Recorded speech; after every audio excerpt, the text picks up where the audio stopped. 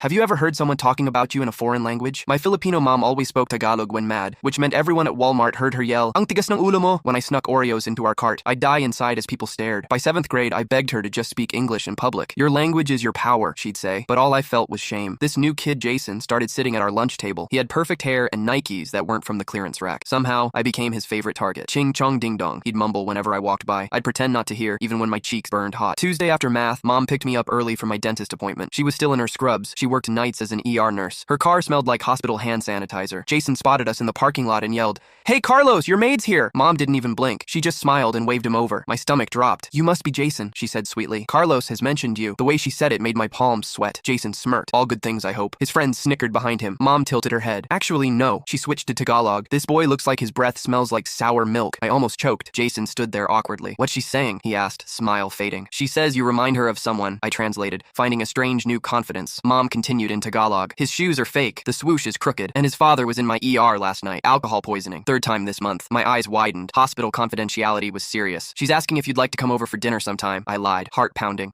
No thanks," he mumbled, backing away. Mom switched to English. "Jason, tell your father the IV bruises heal faster if he follows discharge instructions." The color drained from his face. His friends looked confused. "My dad was working late," he stammered. "In the ER?" Mom raised an eyebrow. "Working on that bottle of Jim Beam?" A friend whispered. "Dude, what's she talking about?" Jason's eyes welled up. He wasn't tough anymore, just a scared kid with a dad who had problems. "Please don't tell anyone," he whispered. Mom's face softened. "I would never. That's not why I said it." She touched his shoulder. "We have an extra seat at dinner, always." That night, Jason actually showed up. Mom made chicken adobo and he ate 3 plates. When she spoke Tagalog, he asked what the words meant. Next day at lunch, someone said ching chong at the table behind us. Before I could turn, Jason spoke up. "It's called Tagalog and it's actually pretty cool." The guidance counselor called me in the next morning. "Carlos, is everything okay with Jason? His attendance has improved and his teachers noticed a change." I just shrugged. "He comes over for dinner sometimes." She looked surprised. "After all the things he said to you?" I thought about how Jason helped his dad into our house last weekend, both of them looking nervous until Mom welcomed them with no judgment. How his dad cried when Mom gave him information about a support group that met at our community center. "People say stuff they don't mean when they're hurting," I said. Walking home that day, I saw Jason waiting at the bus stop. His dad's car was gone. Sold to pay bills, he'd told me. I waved him over to walk with me. "Kumusta ka?" I asked. "How are you?" One of the first phrases he'd learned. "Mabuti," he replied. Good. His pronunciation was terrible, but he was trying. A year later, Jason still comes over weekly. His dad's in recovery. And me? I answer Mom in Tagalog.